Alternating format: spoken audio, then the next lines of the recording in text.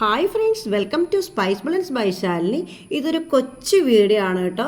ഇന്നലെ ഗസ്റ്റ് വന്നപ്പോൾ ചെണ്ടക്കപ്പ ഉണ്ടാക്കിയതിൻ്റെ ബാക്കി വന്നത് ഞാനത് ഫ്രിഡ്ജിൽ എടുത്തു വെച്ചു കേട്ടോ. ഈ ഭക്ഷണ സാധനങ്ങൾ കളയുന്നത് എനിക്ക് അത്ര ഇഷ്ടമുള്ള കാര്യമല്ല കേട്ടോ. പിറ്റേന്ന് ചോറിനൊരു സൈഡ് ഡിഷൊക്കെ ഉണ്ടാക്കാൻ അത് ധാരാളം മതിയേ. ഈ കപ്പയും മീൻകറി എന്നും പറഞ്ഞാൽ നല്ലൊരു കോമ്പിനേഷനാണല്ലേ. പക്ഷേ എനിക്കിഷ്ടം കപ്പയുടെ കൂടെ ഈ ചെണ്ടക്കപ്പയുടെ കൂടെ കാന്താരി മുളകും ഉള്ളിയൊക്കെ പൊട്ടിച്ച് കഴിക്കുന്ന കേട്ടോ എനിക്കിഷ്ടം.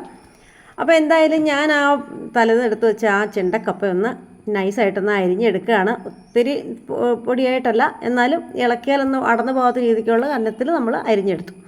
അങ്ങനെ നമ്മൾ ഇതൊന്ന് നന്നായിട്ടൊന്ന് അരിഞ്ഞെടുക്കണം. ഇത്തിരി തണുപ്പുണ്ട് കേട്ടോ.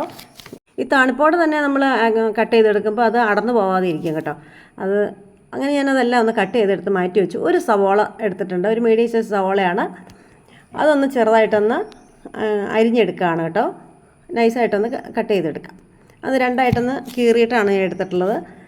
ഒരു പാൻ എടുത്ത് വെച്ചിട്ടുണ്ട് കേട്ടോ. അതിലേക്ക് ഇത്തിരി വെളിച്ചെണ്ണ ഒഴിച്ചു കൊടുത്തിട്ടുണ്ട്. ഈ പാനിൻ്റെ കുഴപ്പം എന്താണെന്ന് വെച്ചാൽ അതിൻ്റെ സൈഡിലായിരിക്കും എപ്പോഴും തന്നെ ഈ എണ്ണ പോയി കിടക്കുക. അപ്പോൾ അതിൻ്റെ സൈഡിൽ ഞാൻ ഇത്തിരി കടുക് ഇട്ട് കൊടുത്തിട്ടുണ്ട്.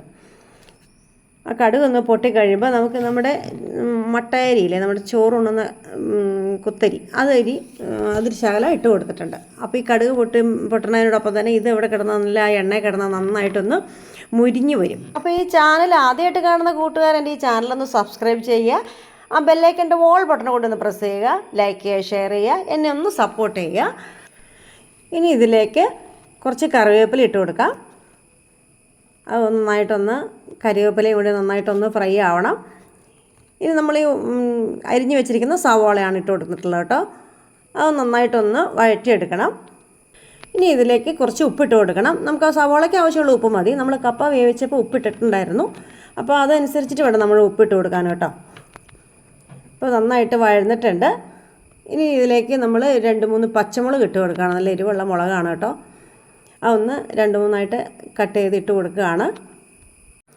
ഇതൊരു നല്ല ടേസ്റ്റുള്ള ഒരു സൈഡ് ഡിഷാണ് കേട്ടോ. കപ്പ കൊണ്ട് നമുക്ക് ഉണ്ടാക്കാൻ പറ്റുന്ന, എളുപ്പത്തിൽ തയ്യാറാക്കുകയും ചെയ്തതുപോലെ ഇരിപ്പുണ്ടെങ്കിൽ കപ്പ ഇരിപ്പുണ്ടെങ്കിൽ നമുക്ക് പെട്ടെന്ന് ഒരു സൈഡ് ഡിഷ് ആവുകയാണ്. അപ്പോൾ ഇവിടെ എല്ലാവർക്കും ഭയങ്കര ഇഷ്ടമാണ്. അപ്പോൾ ഇതൊന്ന് നല്ലപോലെ ഒന്ന് വഴറ്റിയെടുക്കാം. ഇനി ഇതിലേക്ക് നമ്മൾ കട്ട് ചെയ്ത് വെച്ചിരിക്കുന്ന കപ്പയാണ് കേട്ടോ ഇട്ടുകൊണ്ടിരിക്കുന്നത്.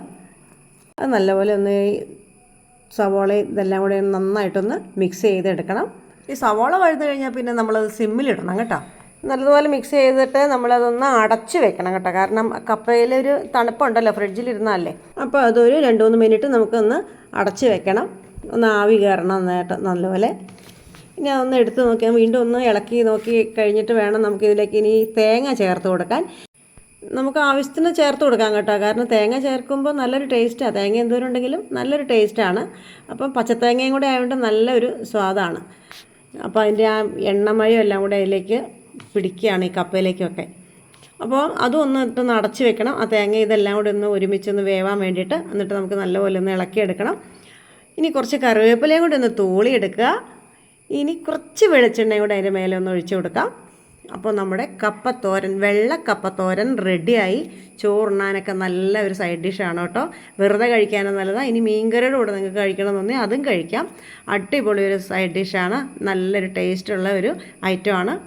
അപ്പോൾ ഇന്നത്തെ എൻ്റെ ഈ വീഡിയോ എല്ലാവർക്കും ഇഷ്ടമായെന്ന് വിചാരിക്കുകയാണ്. ഇനി എല്ലാവർക്കും ഇതൊന്ന് ട്രൈ ചെയ്ത് നോക്കാം. അറിയാൻ പാടില്ലാത്തവർക്ക് വേണ്ടിയിട്ട് ഒരു ചെറിയൊരു വീഡിയോ ആണ്. Thank you for watching.